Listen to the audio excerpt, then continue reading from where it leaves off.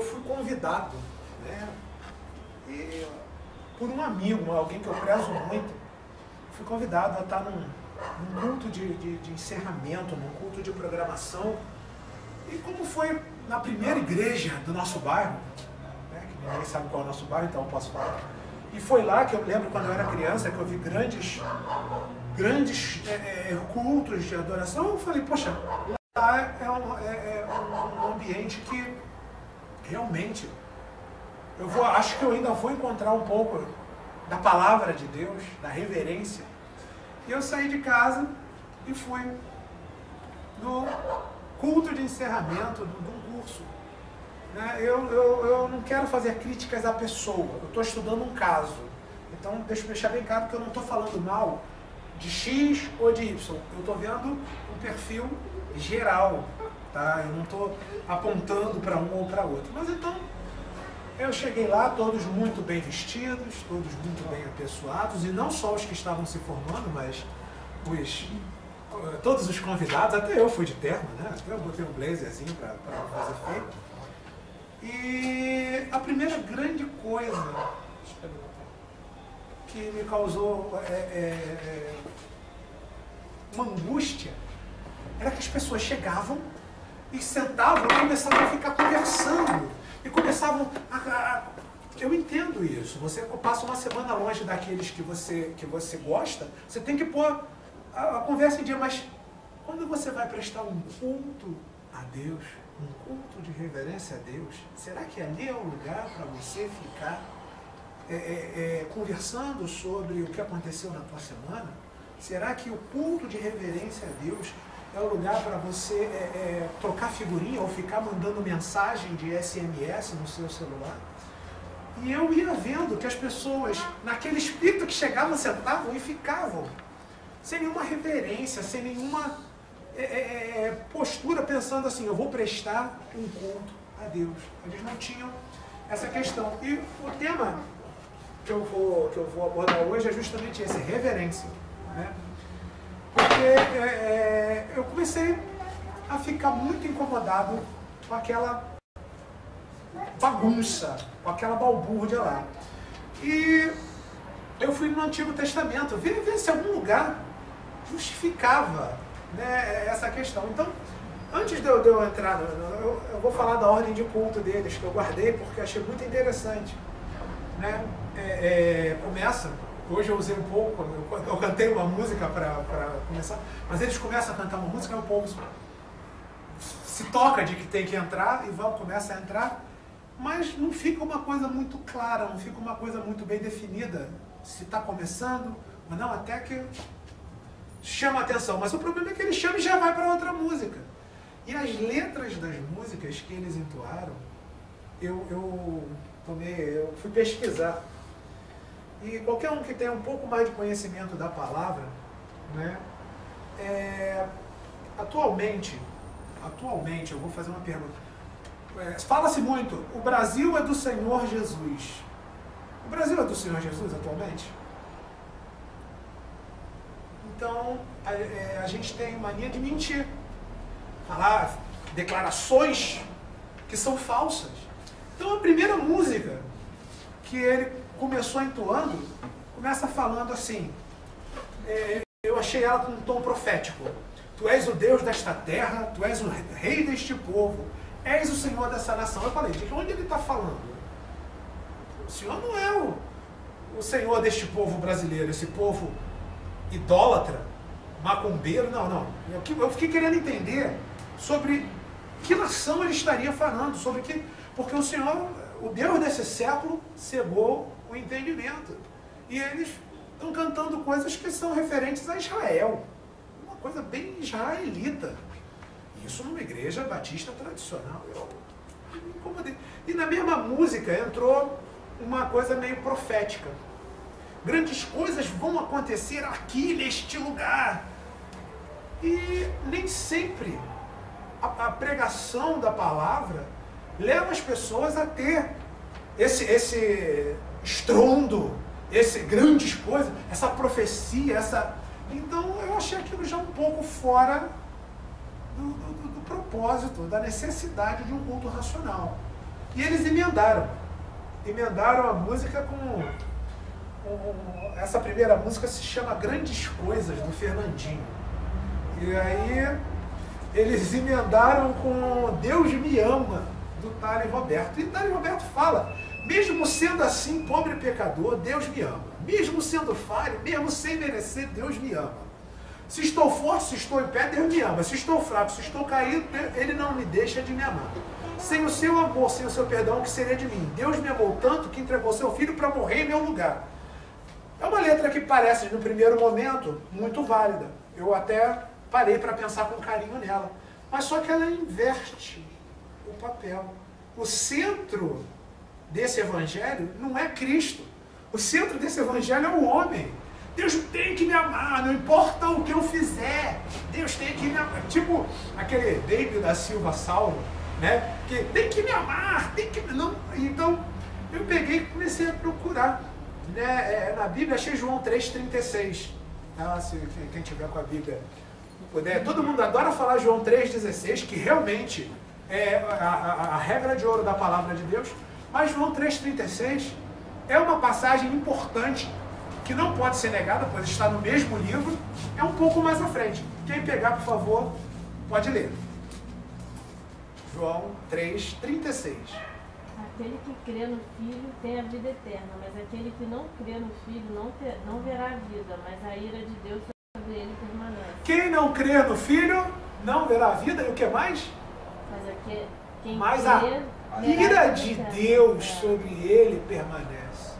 Quem crê em Jesus Cristo tem o amor de Deus, mas quem não crê tem o quê? A Bíblia mente. Aí eu achei, logo depois, em Salmos 5, tá? Salmos 5, lá no verso 4 ao 6, eu vou ler para vocês. Porque tu não és um Deus que tenha prazer na iniquidade, nem contigo habitará o mal. Os loucos não pararão à tua vista. Odeias a todos os que praticam a maldade. Destruirás aqueles que falam a mentira. O Senhor aborrecerá o homem sanguinário e fraudulento. Então, quando alguém pega a palavra e deturpa, essa pessoa está sendo fraudulenta.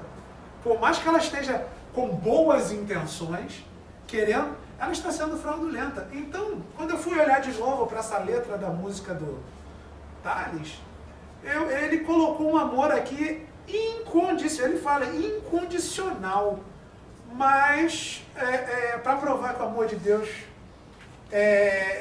tem, sim, suas condições. Se a pessoa não se arrepende, se a pessoa nega a Cristo, né? Eu peguei Provérbios 16. Provérbios 16. Tá? Eu vou ler o verso 5 e depois alguém para ler para mim o verso 4. O verso 5 diz o seguinte: abominação é ao Senhor todo altivo de coração. Não ficará impune, mesmo de mãos postas. Aquele que é altivo de coração não ficará impune, mesmo que... Então, primeiro, e no verso 4, por favor, quem pegou? Fez todas as coisas para os seus próprios filhos e até o ímpio para o dia do mal. O Senhor fez todas as coisas para os seus próprios filhos e até o ímpio para o dia do mal. Então haverá um dia em que o ímpio será punido. E esse ímpio é digno da ira de Deus, mas isso não se prega mais nas igrejas.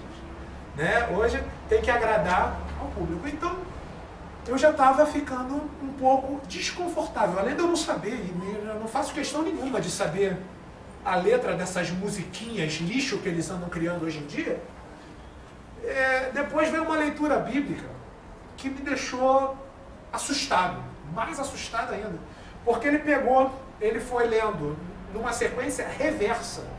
Ele foi do Novo Testamento para o Antigo Testamento. Ele, num culto de ação de graças, eu até entendo, mas ele começou... Eu vou ler todo o texto, que vocês não têm uma cópia, eu não me importei para imprimir uma cópia, mas vocês vão... Eu vou destacar aqui. Ele começou falando: porque eu bem sei os pensamentos que tenho a vosso respeito, diz o Senhor, pensamentos de paz e não de mal, para vos dar o fim que esperais. Então me invocareis, e ireis, e orareis a mim, e eu vos ouvireis. e buscar-me-eis e me achareis, quando me buscardes com todo o vosso coração. Como é bom render graças ao Senhor. Então até aqui ele está falando coisas lógicas. Você vai realmente buscar o Senhor. E como é bom render graças ao Senhor e cantar louvores ao teu nome, Altíssimo. Anunciar de manhã o teu amor leal e de noite a tua fidelidade. Aí o dirigente assumia. Habite ricamente em vocês a palavra de Cristo. Ensinem e aconselhem-se uns aos outros com toda a sabedoria e cantem salmos, hinos e cânticos espirituais com gratidão a Deus em seu coração. Até aí eu estou, nossa, que coisa boa, que coisa edificante. Aí vem uma resposta: bendiga o Senhor a minha alma, não esqueça nenhuma de suas bênçãos. Aí o dirigente pega e fala: cumprirei os votos que fiz a Deus. A ti apresentarei minhas ofertas de gratidão. Ele acabou de falar da graça e voltou a apresentar ofertas de gratidão. Lembrando que a oferta de gratidão está descrita lá em Levítico. E era pré-Jesus Cristo. Se eu tiver que apresentar uma oferta agora, eu vou estar negando o sacrifício único de Cristo. Aí eu parei, acabou. Eu já fiquei assustado com aquela fala. Aí a igreja responde: bendiga o Senhor a minha alma, não esqueça nenhuma de suas bênçãos. Opa, isso já está virando missa católica, já está começando a repetir. E aí o dirigente fala: oferecerei a ti um sacrifício de gratidão e invocarei o nome do Senhor. Eu parei, não posso continuar nessa leitura porque eu não vou oferecer nenhum sacrifício. E isso, voltando a lembrar, eu estava numa igreja batista tradicional. E o povo, adivinha o que o povo reclamou? Respondeu: bendiga o Senhor a minha alma, não esqueça nenhuma das suas bênçãos. Então, corações altos, não sei, só falta isso, né? E aí entra o último verso, o encerramento. Então, quando a gente encerra alguma coisa, a gente coloca uma lição, algo importante. A congregação toda em uníssono falou: mas eu, com um cântico de gratidão, oferecerei sacrifício a ti. O que eu prometi, cumprirei totalmente. A salvação vem do Senhor. Aí, já ali, no meio de algo que não era um culto, deixou de se configurar um culto racional, se tornou um lugar que estava falando a palavra de Deus como se eu pegasse uma revista, fosse folheando e tirando. Simplesmente as pessoas, eu comecei a notar que as pessoas estavam ali por estar, achando que por estar ali o Senhor tem algum compromisso com o ato de ir ali, mesmo que a palavra esteja sendo deturpada. E as pessoas realmente falavam, e enquanto isso um saía, outro entrava, e ficava aquela movimentação que você notava que ninguém estava prestando atenção. Acho que eu era o único que estava prestando atenção à palavra.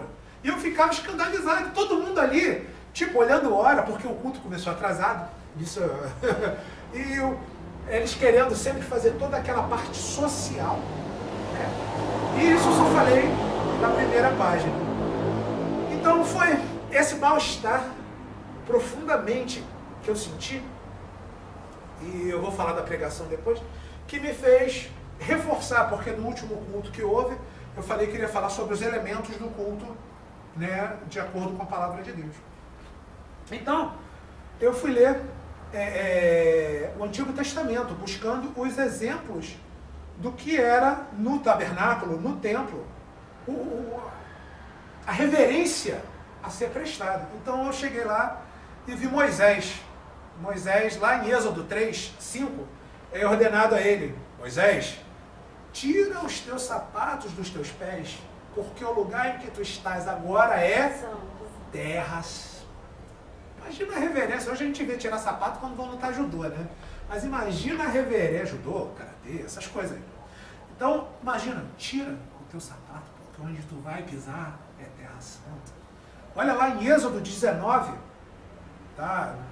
9 a 24 ele especifica, eu separei o texto: marcarás limites ao povo em redor, dizendo: guardai-vos que não subais ao monte, que era o Sinai, nem toqueis o seu termo. Todo aquele que tocar o monte certamente morrerá. Olha a santidade, olha a reverência que deveria ser mantida onde estava a presença do Senhor. E aí eu peguei Miriam lá em Êxodo 15, 20 e 21, já que vocês estão na... Vou deixar alguém ler. Êxodo 15, 20 e 21.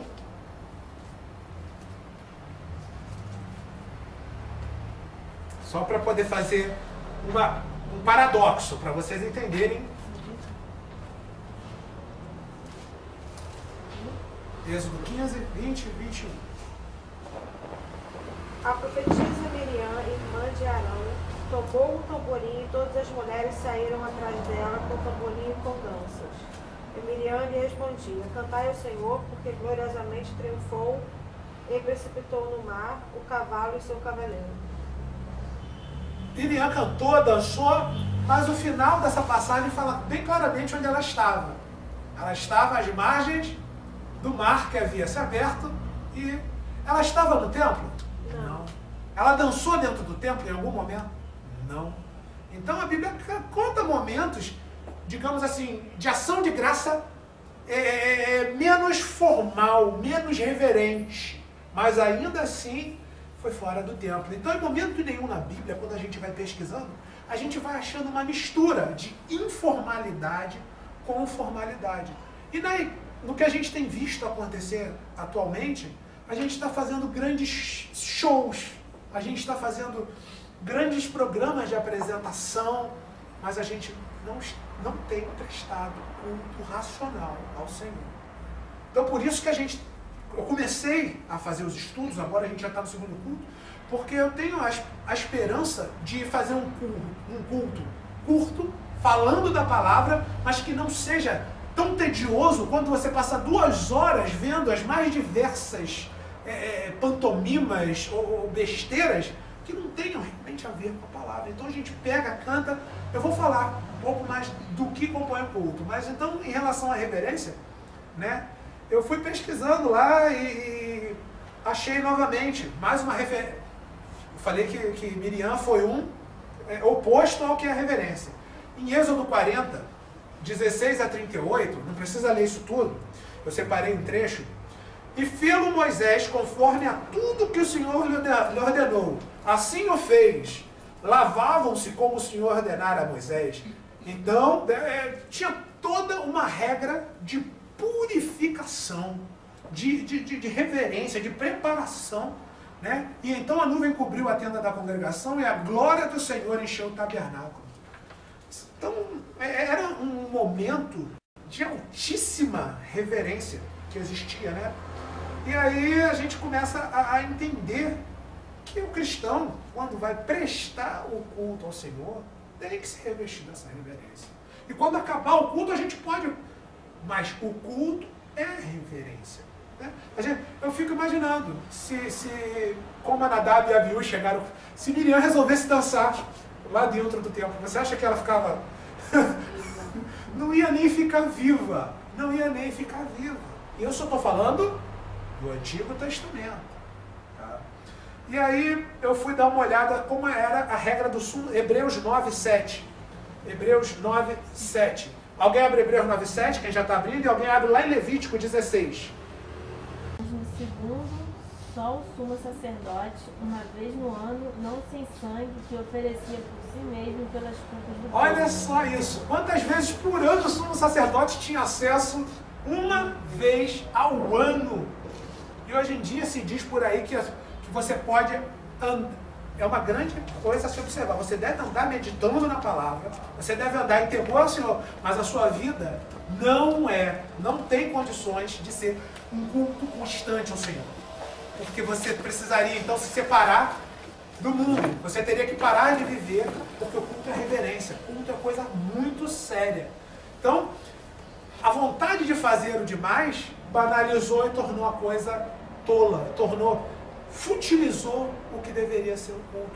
Então a gente sim deve saber, a gente deu um intervalo de 2 semanas para fazer um culto aqui. Por quê? Porque é uma coisa que a gente tem que estar preparado, eu como pregador, eu me preparo para vir falar em reverência, em temor ao Senhor. Então, não que haja nenhum poder sobrenatural, mas é um respeito que eu tenho ao meu Deus Criador. E por isso que a gente tem que ter essa reverência. Então, era uma vez por ano. Quem abriu Levítico 16, lê lá no verso 11. Verso 11, 16, 11. Arão fará chegar o novilho da sua oferta pelo pecado e fará a expiação por si e pela sua casa. E imolará o novilho de sua oferta pelo pecado. Ou seja, para o sacerdote chegar uma vez por ano, tinha que imolar o novilho. Lá no verso 15. Tinha que imolar o novilho pela sua casa. No verso 15... Depois imolará o bode da oferta pelo pecado, que será para o povo. E trará o seu sangue para dentro do véu, e fará com o seu sangue como fez com o sangue dos novilhos, aspergi-lo-a no propiciatório e também diante dele. Ou seja, ainda tinha um bode pelo pecado do povo. No verso 15 fala do incenso. Né? No verso 11 fala do incenso. Né? Deixa eu conferir. 11 não. Verso 12 fala do incenso, tá certo? Né? 12. Tomará também de sobre o altar um incensário cheio de brasas de fogo diante do Senhor, e 2 punhados de incenso aromático bem moído, e o trará para dentro do véu. Olha que coisa, a necessidade no Antigo Testamento, onde estava presente o Espírito do Senhor, toda uma sequência ritualística para acessar. Tá? Então, a gente vai avançar um pouco no tempo. Vou mencionar, porque no último culto eu mencionei Nadab e Abiú, que acenderam o fogo estranho. Né? Só para comparar, Levítico 6,13. Levítico 6,13.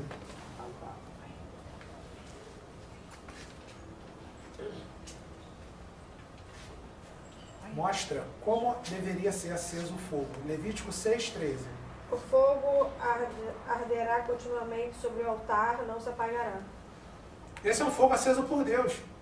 Um fogo que não se apaga, só Deus. E Nadab e Abiú chegaram lá achando que podia acender. Não sei se foi porque eles acenderam o fogo de forma errônea ou se porque eles estavam bêbados. Mas de um jeito ou de outro, fizeram besteira. Acharam que podia chegar metendo a mão. Quiseram o quê? Ser criativos? Quiseram fazer um favor a Deus? Achavam que podiam fazer melhor do que foi ordenado? Não funciona assim no Antigo Testamento. Então, quando a gente vem para o Novo Testamento buscar a questão da reverência, a gente chega em Efésios 5:19. Falando entre vós com salmos, entoando e louvando de coração ao Senhor com hinos e cânticos espirituais. Falando entre vós com salmos, hinos e cânticos espirituais. Essa é a recomendação neotestamentária, ou seja, para nós cristãos, gentios convertidos pelo sangue de Cristo, de como nos portar durante um culto racional. E vocês acham que, falando, né, frisando bem, salmos, hinos e cânticos espirituais, aí chega alguém falando que ele vem pulando sobre os montes, e ele vai, incendeia. Será que isso realmente, por mais que seja uma referência veterotestamentária, será que isso realmente é um cântico espiritual? Será que isso... E eu posso pegar N exemplos. Se diante de mim não se abrir o mar, Deus vai me fazer andar por sobre as águas. Está determinando para Deus. Será que isso tem respaldo bíblico para ser? E a gente vai abrindo. Ou então, como é que é? Porém um anzol no seu nariz e um freio na sua boca. É uma ameaça isso, porque isso não é comportamento de cristão. Então é isso que está sendo cantado nos cultos por aí afora. Nesse exato momento tem gente cantando isso aí, de mãozinha levantada, que a gente já viu, e de olhinho fechado, porém o anzol no seu nariz. Esse é o culto racional a Deus. É isso que o cristão tem que fazer. Então, a gente tem que começar a ficar atento ao que está acontecendo. Porque o culto não é para agradar você. O culto não é para agradar o visitante que vem de fora. O culto é único e exclusivamente para agradar a Deus. Para agradar a Deus. Se alguém tiver que se converter, vai ser ouvindo a palavra. Porque a fé vem pelo ouvir e ouvir pela palavra. Não vai ser porque eu vou prometer que a pessoa vai ganhar dinheiro, não vai ser porque a pessoa vai ser curada, não vai ser nada disso. Porque bem-aventurado o que não viu e creu. Se eu prometer alguma dessas coisas, eu estou criando uma pessoa maldita para Deus. Uma pessoa que está barganhando, que está querendo vir para ganhar alguma coisa. Não é isso. Não é isso o Evangelho. Não é. Isso é uma mentira. Né? Então, Citando ainda, eu gosto dessa passagem, lá em Isaías 6, do 1 ao 7, né, que o pessoal gosta muito de usar isso.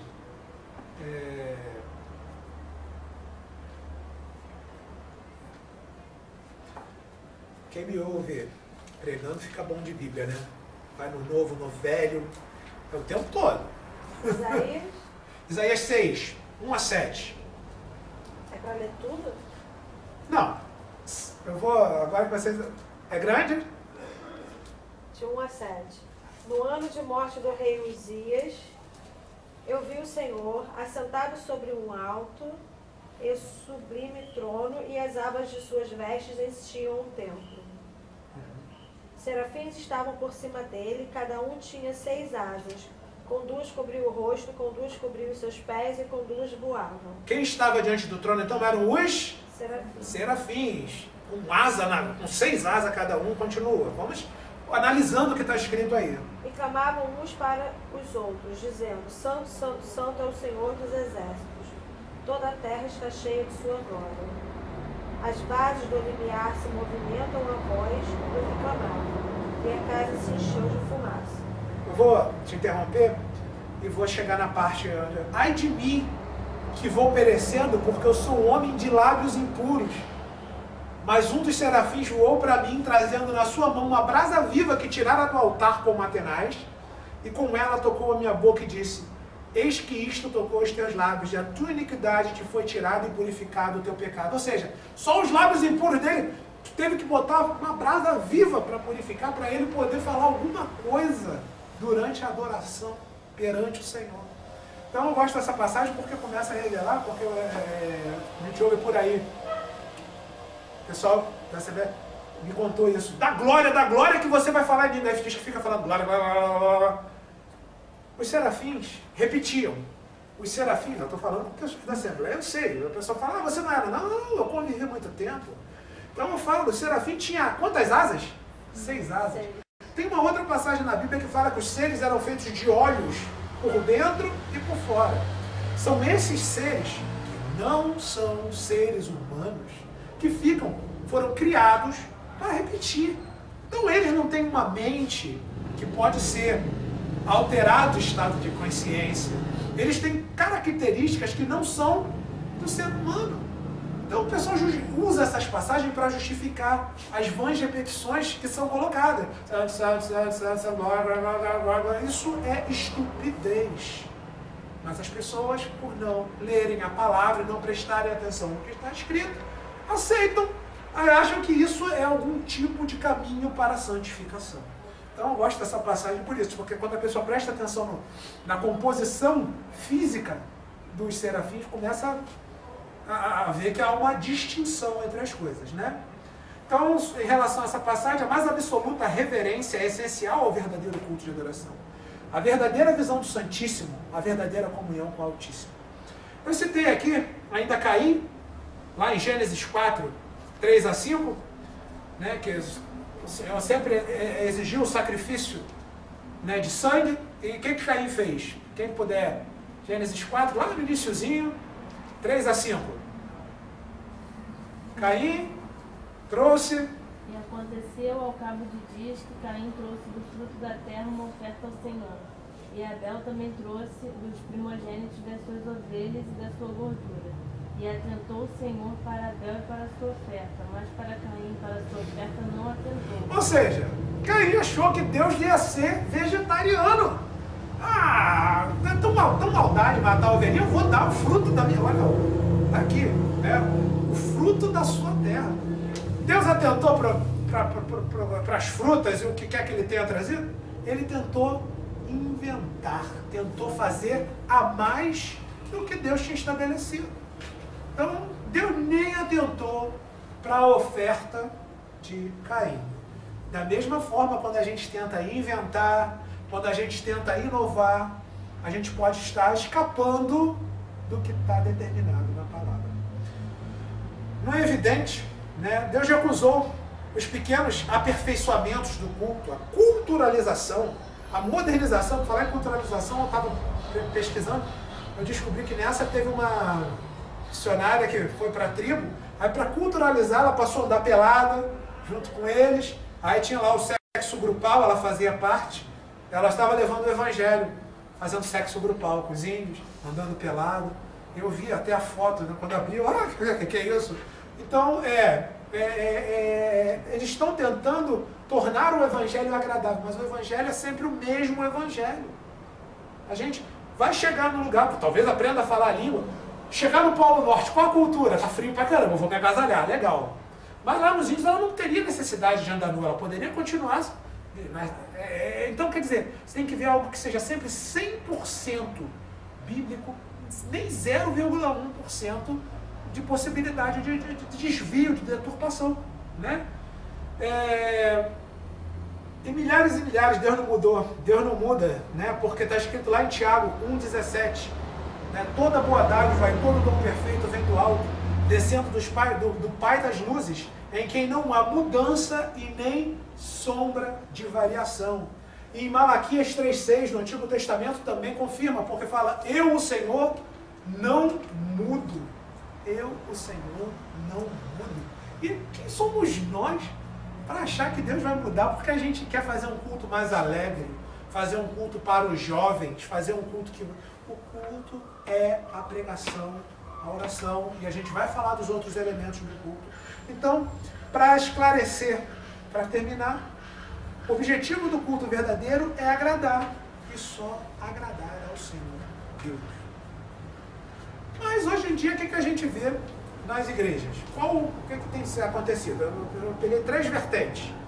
A primeira vertente seria a igreja de hoje, que é agradar o mundo.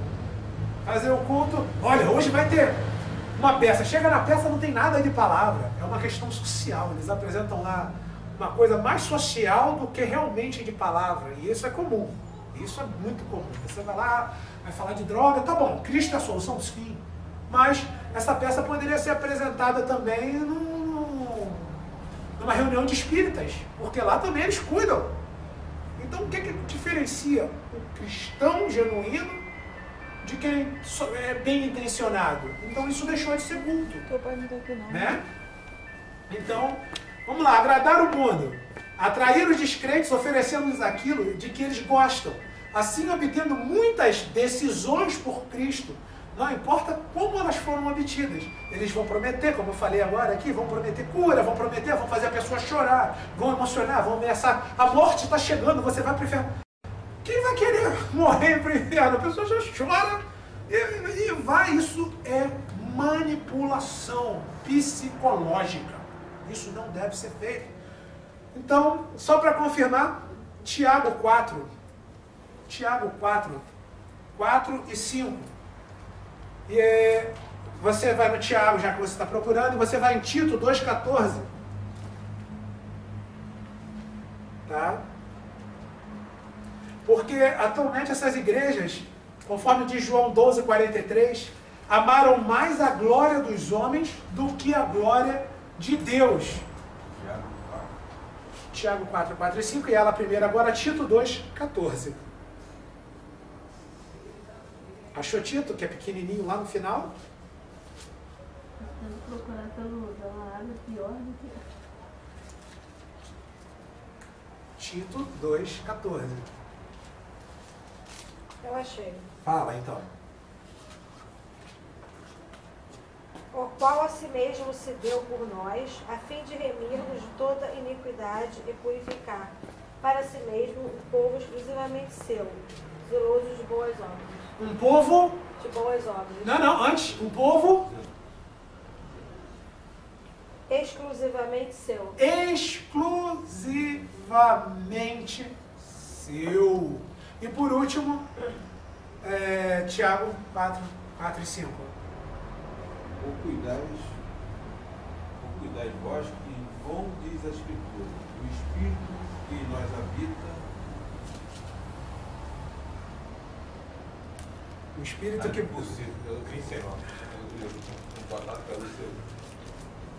Tiago 4 e 5. Tua Bíblia está pequena. Adúlteros e adúlteras, não sabeis vós que a amizade do mundo é inimizade contra Deus? Portanto, qualquer que quiser ser amigo do mundo, constitui-se inimigo de Deus. Ou cuidai vós, que em vão diz as Escrituras, o Espírito que vós habita tem ciúmes. Ou seja, é uma coisa clara, é uma coisa. Quer ser amigo do mundo? É inimigo de Deus. E isso, mais especialmente ainda, no culto racional, que é o sacrifício prestado a Deus. Como é que eu vou trazer o mundo para fazer parte do que é sagrado? Não é possível. Mas hoje a gente vê gente cantando funk na hora do culto, funk gospel, que é a batida de alteração da consciência da macumba, né? Então, não existe culto para agradar o mundo. Não existe. Culto para agradar o mundo é um culto prestado na igreja de Satanás, prestado na associação espírita, prestado onde for. Mas o culto cristão não pode ser para agradar o mundo. Será que é um culto para agradar o nosso coração? Ah, eu fui na igreja, eu fui assistir o culto, eu fiquei tão feliz. Ah, eu vou para a igreja para poder... Né, que a gente ouve sempre isso. Se sentir renovada. Ai, eu vou para ser renovado. De repente não é isso que Deus quer que aconteça contigo naquele momento. De repente Deus quer te dar um pisão no pé que tu está vacilando e o pessoal... se o culto fosse para agradar nosso coração, enganoso é o coração mais do que todas as coisas e pervertido. Quem o conhecerá? Nem sempre quando você está feliz, você está de acordo com a vontade do Senhor. A sua felicidade nem sempre é a bússola é a palavra. A bússola é a palavra. Ah, arranjei aquele namorado. Não, aquele namorado é o que vai engravidar ela fora, que vai fornicar, que vai pecar. Mas ela acha que é porque ela está feliz, porque ela está sentindo excitação. Eu vou até contar um caso aqui de uma irmã que veio para mim. Ah, eu tenho maldição hereditária na minha família. Saião, cabelão. Ah, que maldição hereditária, meu irmão. Ah, na minha família com 15 anos, todas as meninas ficam grávidas. Eu estou preocupada que a minha filha está com 13 anos. Eu falei, vem cá, por que a senhora... É importante usar assim, mas por que a senhora não ensina ela a fechar a perna? Por que a senhora deixa ela namorar? Por que a senhora está deixando... Então isso não é maldição hereditária. Isso é um costume da sua família de dar uma liberdade além do que deveria para acontecer isso. Aí ela ficou assim, quer dizer, as pessoas botam culpa no mundo espiritual para algo que é prático, que você poderia educar, que você poderia... Mas nada, não, preferem botar a responsabilidade sobre a igreja e quando falha, sobre uma maldição. Mas não, a culpa era dela. Ela não gostou muito não, mas foi verdade, né? Então esse culto para agradar o nosso coração também é em vão. Isaías 55, 8, 9 fala o seguinte, não? Assim como os céus são mais altos do que a terra, assim são os meus pensamentos mais altos que os vossos pensamentos. Né? E para terminar, provérbio. Há caminho que ao homem parece direito, mas o fim dele são caminhos de morte. Ora bolas! Então como é que eu vou para ver um culto para me deixar alegre ou que me deixará triste? Não importa, eu vou para prestar o culto racional, falar da palavra. O que vai acontecer em consequência é o Senhor que vai fazer. Tem um que vai sair alegre e outro do mesmo culto, da mesma pregação, pode sair triste. Mas hoje em dia eu vejo isso, pastores preparando o sermão, que vai entrar essa piada e todo mundo vai rir. Agora vire para o irmão do lado e fale isso. Vire para o irmão do lado e aperte a mão. Isso não é culto. Isso é técnica de palco. Isso é técnica de apresentação. Não se deve aplicar isso no culto racional, porque quem edifica a igreja é Cristo, isso através da palavra. Então tudo isso que eu sei que eu estou falando, vocês estão lembrando que já viram isso acontecendo? Tenho certeza que são pessoas que já estavam abandonando ou abandonaram completamente a sanidade da palavra. Tá? Então, o objetivo do culto, conforme 1 Tessalonicenses 2, 4.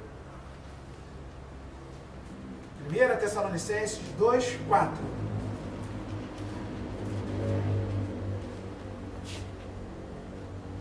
Mas como fomos aprovados de Deus para que o Evangelho nos fosse confiado, assim falamos, não como para agradar aos homens, mas a Deus, que prova os nossos corações. Agradar? A Deus. A Deus que prova os nossos corações.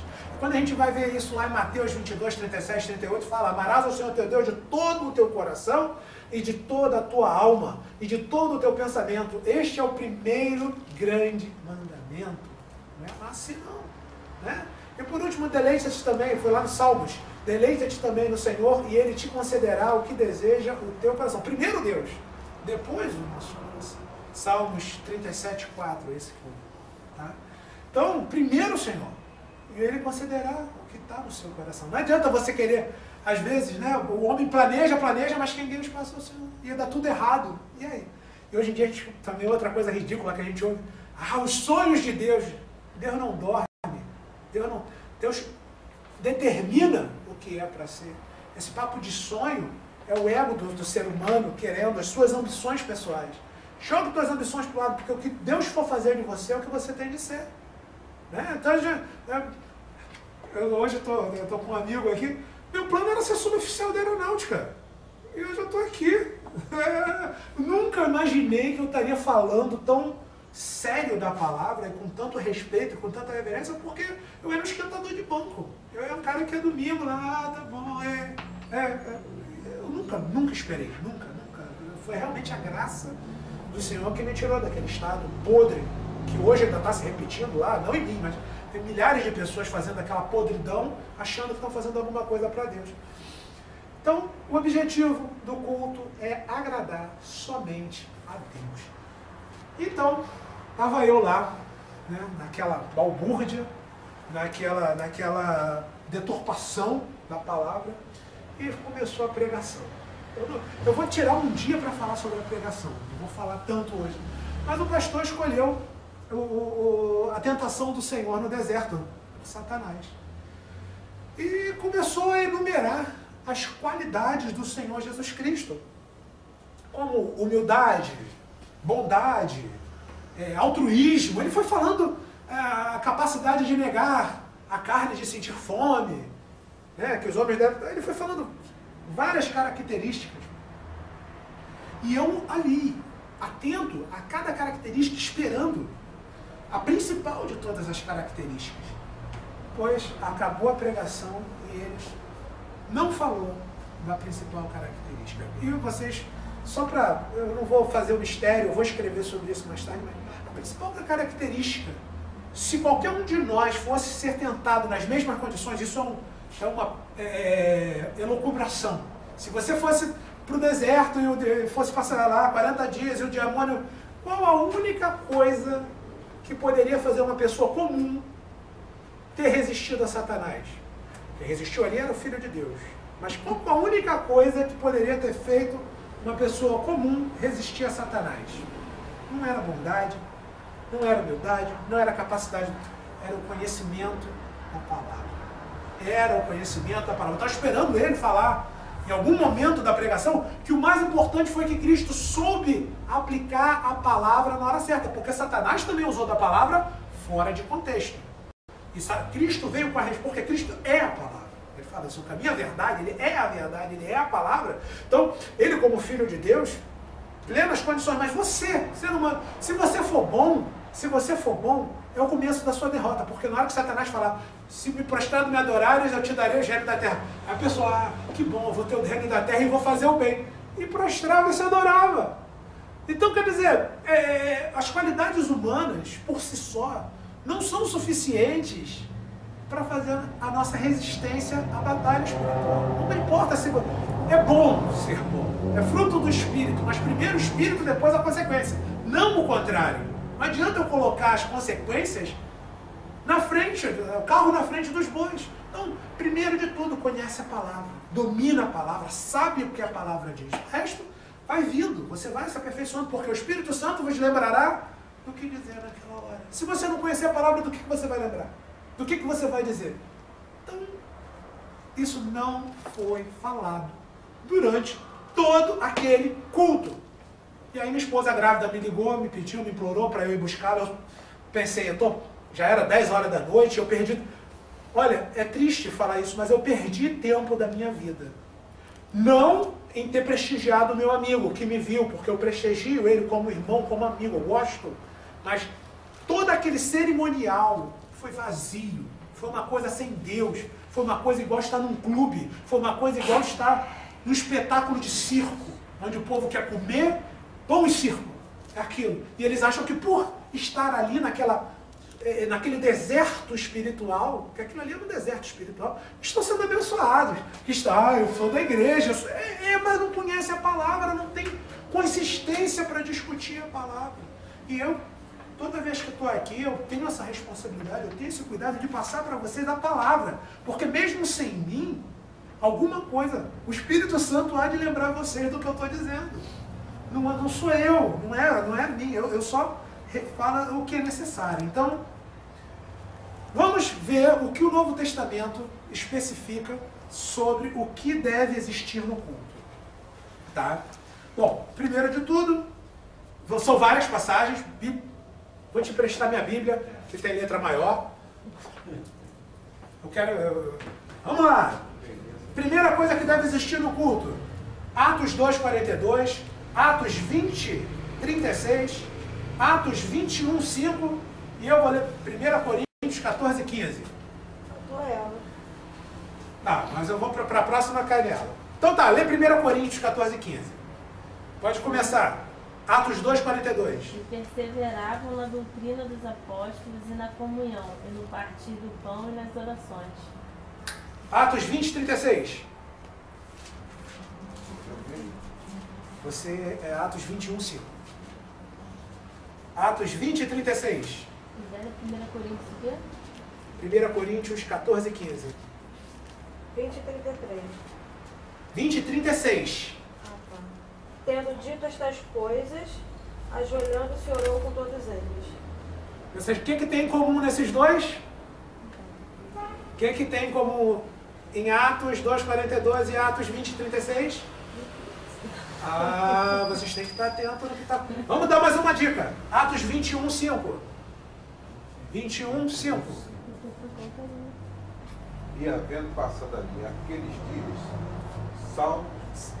saímos e seguimos nosso caminho, acompanhando-nos todos, com suas mulheres e filhos até fora da cidade, e posto de joelho na praia, oramos.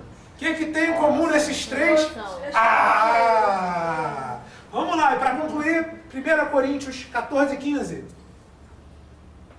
Que farei, pois? Orarei com o Espírito, mas também orarei com o entendimento. Cantarei com o Espírito, mas também cantarei com o entendimento. Qual é a recomendação neotestamentária para um dos elementos do culto? É a oração. O culto, por isso que a gente começou desde o primeiro estudo, ou agora no culto. Ora-se sempre pedindo ao Senhor, agradecendo ao Senhor. Oração é fundamental no culto, primeiro elemento. Vamos para o segundo elemento. Gostei dessa dinâmica de fazer para vocês. Alguém vai ler 1 Coríntios 14:26? Pode deixar um pouco mais à frente. 14:26. Colossenses 3:16. Vou te poupar dessa vez. Efésios 5:19 e 20. Eu. Vamos lá. Que farei, pois, irmão, quando vós o juntais? Cada um de vós tem salmo, tem doutrina, tem revelação, tem língua, tem interpretação. Faça-se tudo para a edificação. Edificação. Colossenses 3:16. A palavra de Cristo habite em vós abundantemente, em toda sabedoria, ensinando-vos e admoestando-vos uns aos outros, com salmos, hinos e cânticos espirituais, cantando assim, com graça no nosso coração. E por último, Efésios 5:19 e 20. Falando entre vós com salmos, entoando e louvando de coração ao Senhor com hinos e cânticos espirituais, dando sempre graças por tudo a nosso Deus e Pai, em nome do nosso Senhor Jesus Cristo. Ou seja, o que tem que ter no culto? Cânticos, músicas espirituais. Não é música para o meu ego, não é música, aperte a mão do vizinho ao lado, aperte. É cânticos espirituais, salmos e hinos. Por isso que a gente tem que tomar cuidado quando vai escolher a música. E hoje em dia a gente canta, como é que foi? Grandes coisas e Deus me ama. Deus me livre. Então, já estamos com 2 itens. Terceiro item, são só 2 passagens. 1 Timóteo 4:13, quem lê, e 2 Coríntios 3:15. Só são 2 passagens. Quem pega 1 Timóteo 4:13? Persiste em ler, exortar e ensinar até que eu... 2 Coríntios 3:15?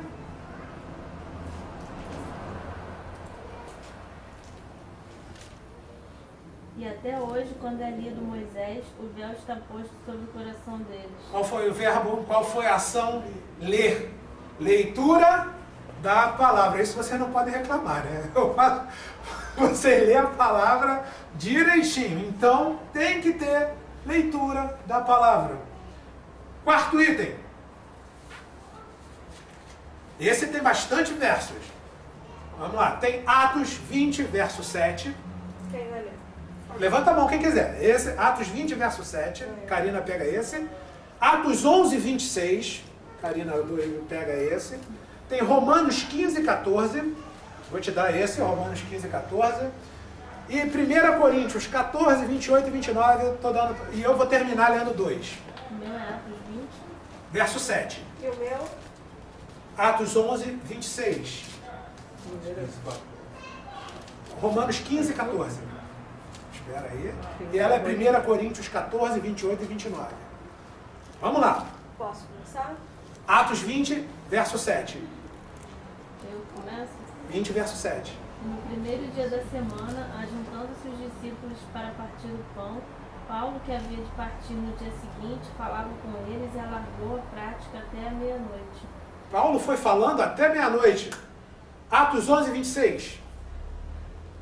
Tendo encontrado, levou-o para... Sucedeu, Atos 11, 26. Atos 11, 26. Vai. Levou-o para Antioquia, e para todo o ano se reuniram naquela igreja e ensinaram numerosa multidão. Em Antioquia foram os discípulos pela primeira vez chamados cristãos. Pela primeira vez foram chamados cristãos porque estavam lá ensinando a multidão. Então, no seu, Paulo falou até meia-noite. Em Antioquia, falaram, ensinando a multidão. Romanos 15, 14. Não, Romanos 15, 14. Eu próprio, meus irmãos, certo estou a respeito de vós, que vós mesmos estáis cheios de bondade, cheios de todo o conhecimento, podendo admoestar-vos uns aos outros. Admoestar-vos uns aos outros. Um pregou até meia-noite, outro falou para a multidão, outros falaram entre si. 1 Coríntios 14, 28 e 29. Mas se não houver intérprete, esteja calado na igreja e fale consigo mesmo e com Deus. E falem 2 ou 3 profetas e outros julguem. Julguem, ou seja, a pregação deve ser conforme Atos 17, 11. Eu estou falando aqui, se vocês não pegarem a palavra e não conferirem se o que eu estou falando está de acordo com a palavra, vocês estão deixando de cumprir. Então tem que haver pregação da palavra. Leitura, mas pregação, direto com o poder de Deus. Eu vou complementar, falando entre vós com salmos, hinos e cânticos espirituais, cantando e salmodiando ao Senhor no vosso coração, dando sempre graças por tudo a nosso Deus e Pai, em nome do nosso Senhor Jesus Cristo. Isso foi Efésios 5, 19 e 20. Ou seja, tem que haver a pregação. E por último, Colossenses 3,16, que a gente também já leu, por isso que eu deixei para eu ler. A palavra de Cristo habite em vós abundantemente, em toda a sabedoria, ensinando-vos e admoestando-vos uns aos outros. Então, qual o outro elemento que a gente destacou aqui do culto? Pregação da palavra. Mais um elemento do culto, amparado no Novo Testamento. Lucas 21, 1 a 4. Lucas 21, 1 a 4. Quem vai? Você vai ler então 1 Coríntios 16, 2. E você, vou te dar 2 Coríntios 9, vou dar para ela, da outra vez para você. 2 Coríntios 9, 7. Lucas 21, 11 a 4. 1 a 4. 21, 1 a 4.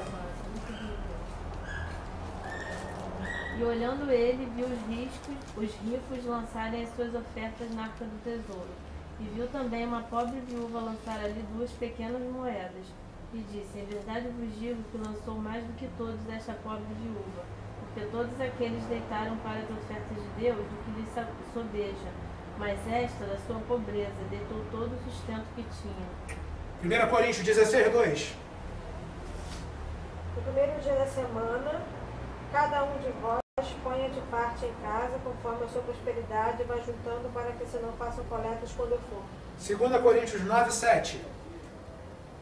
Cada um contribua segundo propôs no seu coração, não com tristeza ou por necessidade, porque Deus ama ao que dá com alegria. Ou seja, faz parte do culto racional também, não que nós vamos, não tem ainda mas dadivar, conforme a gente fez 2 estudos sobre o que não existe, que é o dízimo, mas a dádiva faz parte do culto racional. Ela, inclusive, sentiu falta semana passada no outro culto. Ninguém cantou música para não. Não tem, aqui ainda não tem. Mas também faz, é aceitável no culto racional. 6º item, que deve, né, ter, que é possível ter no culto racional. Atos 2:41. E outra pessoa lê Atos 19:5.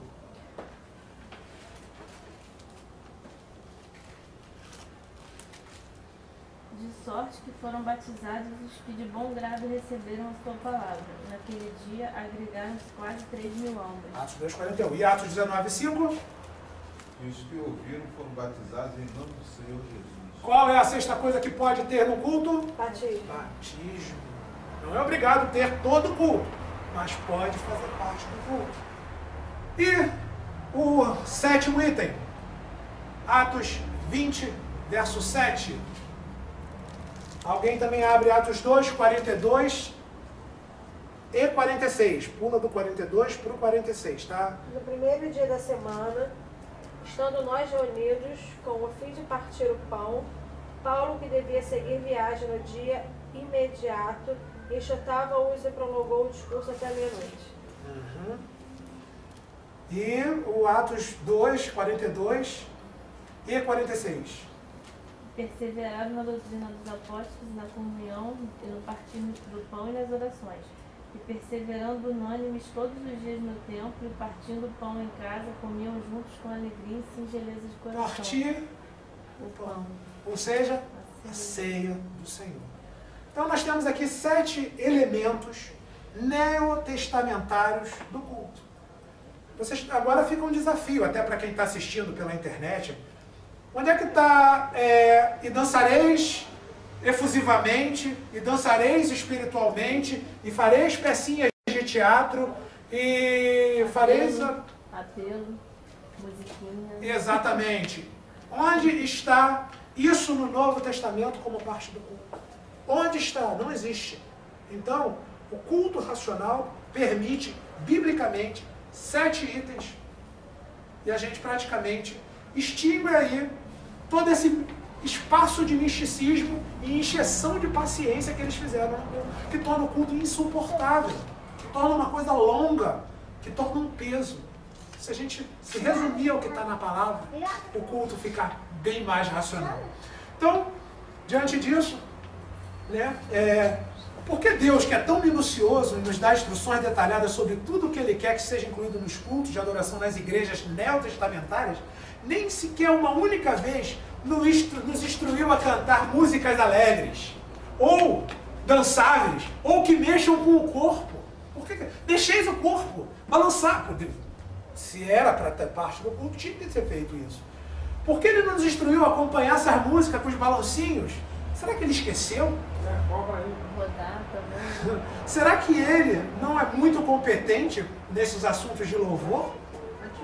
Será que podemos fazer bem melhor do que Ele estabeleceu? De forma alguma. A resposta é simples. Todas essas inovações, que sem dúvida alguma agradam ao mundo e à nossa carne, não são desejadas por Deus.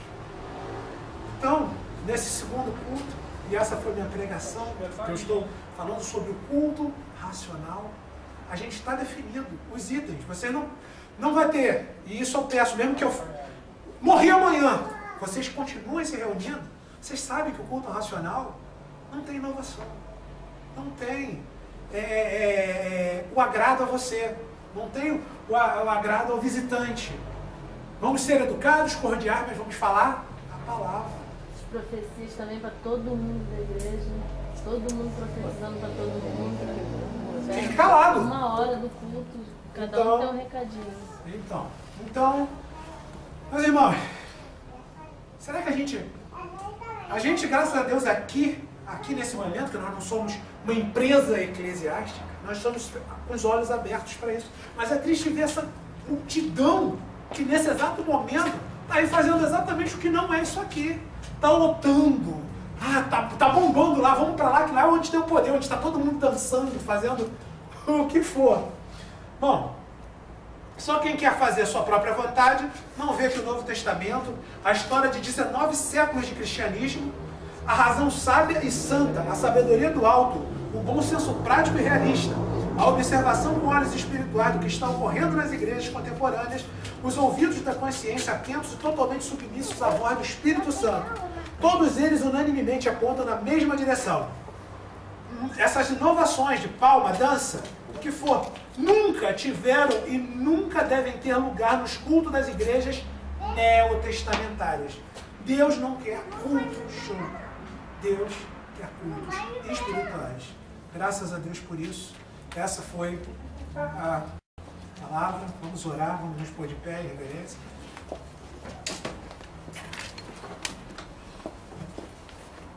Senhor Deus, eterno Pai, te agradecemos, Pai, pela oportunidade de estar falando da Tua palavra, Pai, de estar conhecendo mais de Ti, Pai.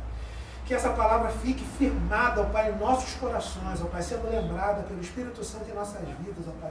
Que nós possamos praticar aquilo que estamos aprendendo, ó Pai. Não apenas guardar no fundo da gaveta, não apenas ouvir agora e deixar para lá, ó Pai.